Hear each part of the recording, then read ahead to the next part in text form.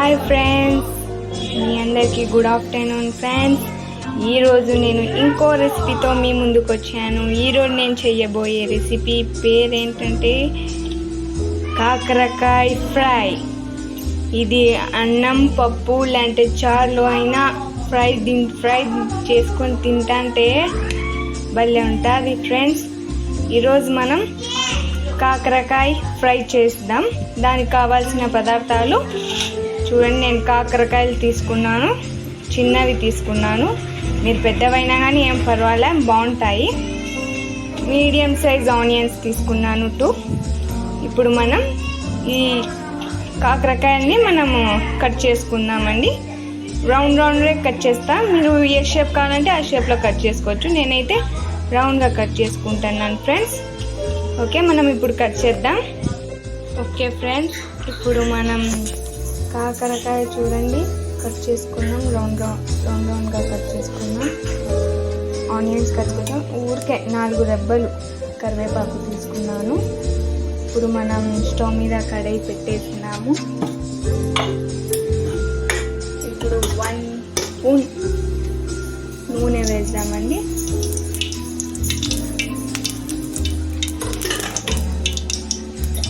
నూనె వేసినాక కొంచెం హీట్ అయ్యే వరకు ఉంచుదాం మనం. తర్వాత ఆనియన్స్ వేస్తున్నానండి నేను. ఇప్పుడు ఆనియన్స్ వేస్తున్నానండి.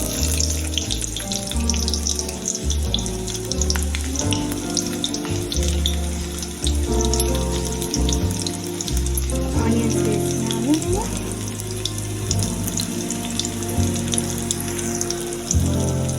ఆనియన్స్ కొంచెం రెడీ చేయే వరకు ఉంచుదామండి మనం. చాలా మంది ఏం చేస్తారంటే కాకరకాయలు కుక్కర్లో వేసి ఉప్పేసి అలా ఉడికిస్తారు. దాంట్లో టేస్ట్ అంతా వెళ్ళిపోతుంది. ఇలా మనం నూనె కొంచెం వేసుకొని దాంట్లోనే వేయించుకుంటే నూనెలోనే టేస్ట్ కానీ పోదు, ఇంకా చేదు కానీ రాదు. కాకరకాయ అనేది బాగుంటుంది. చూడండి కొంచెం వైట్ వస్తుంది. ఇవి కొంచెం వైట్ వస్తుంది. ఇప్పుడు మనం కరివేపాకు వేస్తున్నానండి. కరివేపాకు వేసిన తర్వాత బాగా వేయించుకున్నాను. కొంచెం ఆనియన్స్ కొంచెం లైట్ రెడ్ అవ్వాలా, అది ఎక్కువ రెడ్ అవ్వకూడదు.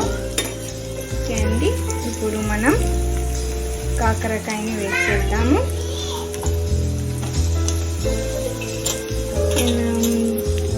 కాకరకాయలు క్లీన్గా ఏం తురగానండి.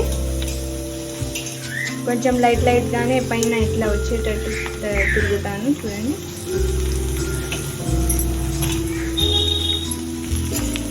మళ్ళీ క్లీన్గా తరిగితే కానీ అంత టేస్ట్ రాదు. చూడండి బాగా కలిపేద్దాం.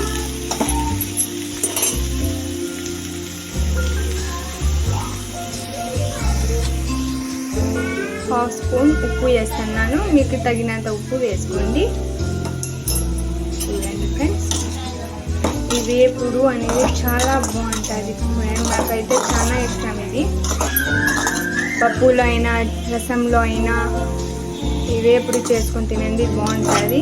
మనం వాటర్లో ఉడికించుకోకుండా ఇలా ఆయిల్లో ఉడికించుకొని దాంట్లోనే ఫ్రై ఒకేసారి చేసేసి తింటే చేదు కానీ రాదు. పిల్లలు కానీ ఇష్టంగా తింటారండి. చూడండి బాగా కలుపుతా. ఒక 15 మినిట్స్ మనము ఇది వెయిట్ చేద్దామండి. 15 మినిట్స్ లోపు రెడీ అవుతుంది. కొంచెం ఉడికించుకుందాం. అప్పుడప్పుడు మూత తీసి మనము చూస్తూ ఉండాలండి. ఇట్లా కలుపుతూ ఉండాలి, లేదంటే కింద అంటుకుంటుంది.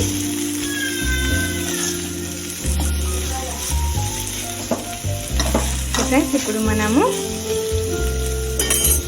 మూత పెట్టేద్దాం. ఓకే ఫ్రెండ్స్, ఇప్పుడు మనం మూత పెట్టేస్తున్నాను. ఓకే, ఇప్పుడు మూత తీసి చూసి కలుపుతూ ఉండాలి. కొంచెం మధ్య మధ్యలో కలుపుతూ ఉంటే కింద అంటుకోదండి. ఇట్లా అంటే మాడిపోతుంది. చూడండి, ముందే చెప్తున్నా. ఇప్పుడు మూత పెట్టేద్దాం. ఓకే ఫ్రెండ్స్, బాగా ఉడుకుతుంది. చూడండి ఎంత కలర్ఫుల్గా ఉందో. మీరు నా ఛానల్ని సబ్స్క్రైబ్ చేయండి ఫ్రెండ్స్, లైక్ కొట్టండి ప్లీజ్. మనం అప్పటి వరకు దీంట్లో వేసే మసాలా గురించి తెలుసుకుందాం. చూడండి, నేను ఈ మసాలా ఎట్లా తయారు చేసినానంటే, కొంచెం కొబ్బరి తురుము, 2 స్పూన్స్ కారం, బాగా కారం ఉండేది వేయండి, బాగుంటుంది. తగినంత ఉప్పు వేసి 4 వెల్లుల్లి రెబ్బలు వేయండి. ఈ మసాలా గ్రైండ్ చేసుకోండి. చూడండి ఫ్రెండ్స్ ఎంత బాగుందో. ఓకే, చూడండి ఎంత కలర్ఫుల్గా ఉన్నాయో కాకరకాయ. ఇప్పుడే తినాలనిపిస్తుంది నాకైతే. చూడండి, కొంచెంసేపటికి అట్లా స్పూన్తో అట్లా కింద అంటుకోకుండా కలపాలని. ఒక 5 మినిట్స్కి ఒకసారి చూస్తూ ఉండాలి, లేకపోతే కింద అంటుకుంటాయి.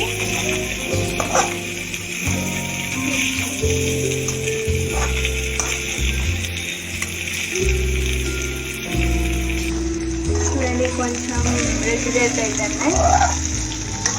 స్మెల్ కానీ వస్తుంది, మంచి స్మెల్. ఎంత బాగా రెడీ అయినాయో కాకరకాయ ఫ్రై.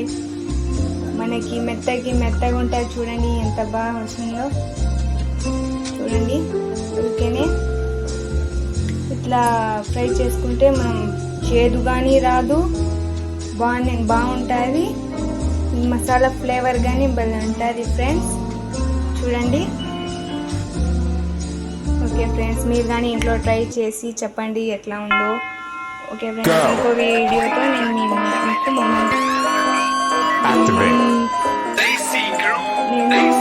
మరో వీడియోతో